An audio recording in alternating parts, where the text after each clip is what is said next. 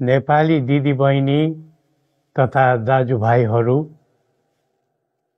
नेपालमा प्रजातन्त्रको मिरमिरे बिहानी उदय भएको फागुन 7 गतेको शुभ सन्दर्भमा हामी सबै नेपालीलाई हार्दिक शुभकामना व्यक्त गर्दछौँ। प्रजातन्त्र स्थापनाका निम्ति उदारता दर्शाइ बक्सिने हाम्रो जिजु बुवाजु राष्ट्रपिता श्री 5 त्रिभुवनको सम्झना गर्दै यो अवसरमा मौसुफप्रति हामी श्रद्धा सुमन अर्पण गर्दछौँ। जनता र राजा मिलेर प्रजातन्त्रलाई सबल बनाउन लागि परेको इतिहास साक्षी छ। त्यसैले प्रजातन्त्रका निम्ति जीवनदान दिने ज्ञात अज्ञात शहीदहरू र प्रजातन्त्रका लागि क्रियाशील रहने सबै पात्रहरूप्रति पनि हामी उच्च सम्मान भाव राख्दछौँ। प्रजातन्त्र आजको युगको उत्तम शासन पद्धति हुनुपर्ने हो। आम जनताको मन, मगज र मतका आधारमा देशको विधि व्यवस्था तथा मान्यता अनुसार राज्य सञ्चालन गर्ने सर्वमान्य आदर्श पनि हुनु पर्दथ्यो। यसबाट हामी कोही विमुख छैनौँ। राष्ट्रभित्रका हरेक वर्ग, समूह वा व्यक्तिको हक अधिकारको संरक्षण गर्दै प्रतिष्ठा तथा प्रगति अघि बढाउने प्रजातन्त्र सबैको प्रिय व्यवस्था हुनु पर्दथ्यो। यसमा कहीँ कसैको शङ्का हुनु हुँदैन। प्रजातन्त्रको कुरा गर्दा हामीले यसलाई वाद विवाद, द्वन्द्व विग्रह वा विरोध प्रतिरोधको अर्थले मात्र बुझ्नु हुँदैन। यस प्रणालीलाई हामीले समाज मैत्री र जनहितैषीको रूपमा पनि हेर्नु पर्दछ। सुन्दर शब्द, आकर्षक आदर्शले मात्र प्रजातन्त्र सार्थक हुने होइन। कर्म र व्यवहारमा प्रजातन्त्रलाई उतार्ने सेवाभाव र सही प्रजातान्त्रिक आचरण हुनु पर्दछ। सबैको पहिचान हुनु पर्दछ। सबैको अस्तित्व सुरक्षित हुनु पर्दछ। निषेधको दृष्टिकोण राख्ने राजनीतिले प्रजातन्त्रलाई बलियो बनाउँदैन।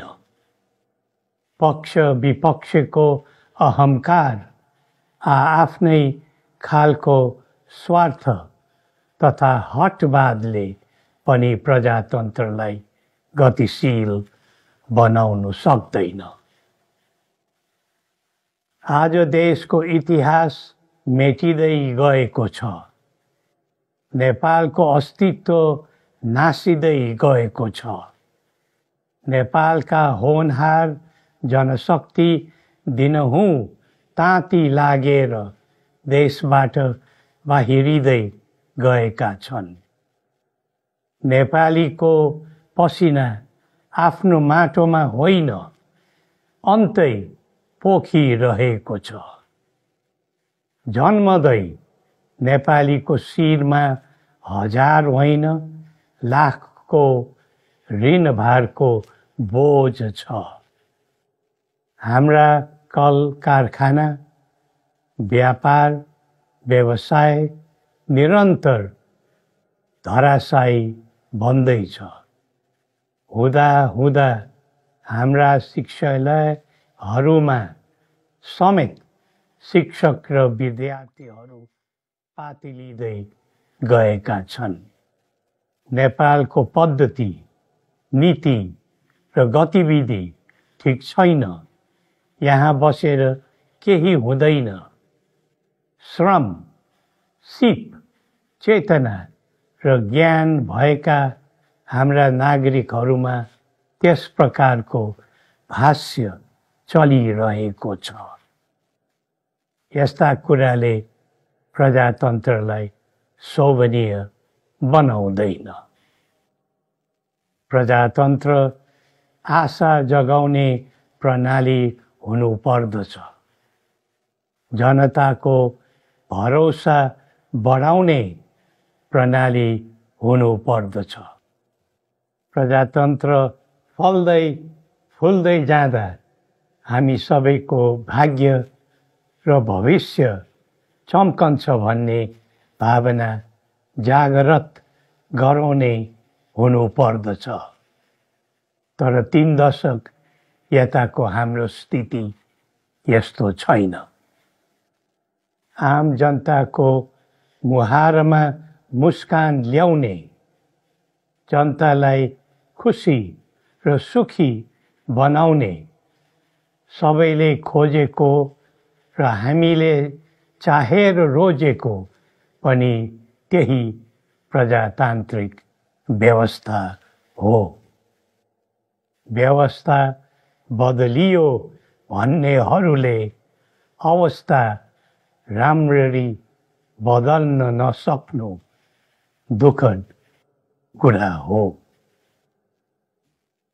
हाम्रो यो नेपाल देश भक्त पुर्खाहरूले फलाएको र फुलाएको सुन्दर राष्ट्र हो। यो राष्ट्रमा कुनै सङ्कट नआओस् भन्ने हाम्रो परिकल्पना हो। त्यसैले राष्ट्रको हितमा हामीले उदारता राख्दै आयौँ। त्यति मात्र होइन, हामीले जनताको भलो होस् भनेर आफ्नो ओहदा र सुख सुविधालाई पनि त्याग गरेका हौँ।